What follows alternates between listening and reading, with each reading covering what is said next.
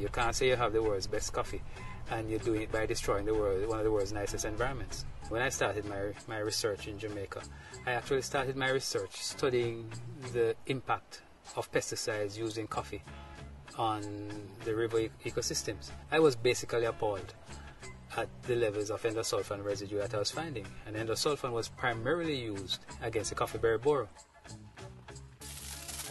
I was saddened when, on one of my samples, the fish samples that I got, I actually bought them from a young chap who was going to eat them for his dinner.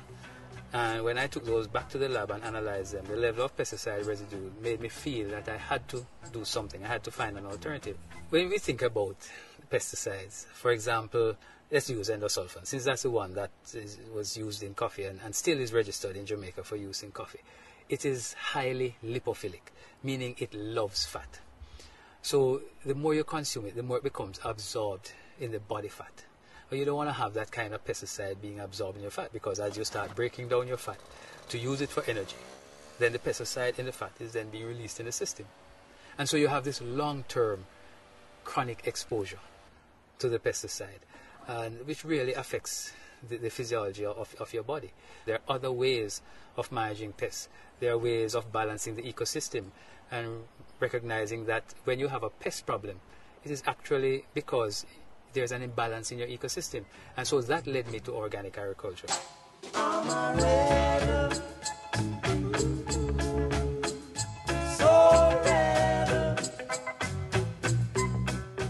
If you go on an organic farm, you will notice that there is diversity. Usually you're going to have 3 different levels of crop. You'll have the ones on the ground. Usually if it's a coffee farm, you'll have the coffee trees, which are shrub-like, and then of course you'll have some permanent trees. We have a plantain tree back there, we have a grapefruit tree there. We have a lot of trees. We have a guava tree there. And supporting all of that, you'll find a wide variety of fauna associated with it, lots of insects. Some of them will probably be detrimental to the coffee, but there will be few. You will have a lot that are there that we don't know the purpose they serve, but they are part of the ecosystem. And then we'll have a lot that we know are beneficial in that they're helping us to reduce those organisms that are detrimental to us. When Marley Coffee Farm starts up and they're going organic, they will show the average farmer that organic can be done and coffee can be grown organically. The pesticides, it messes with the farmer, it gives them cancer, it can cause cancer.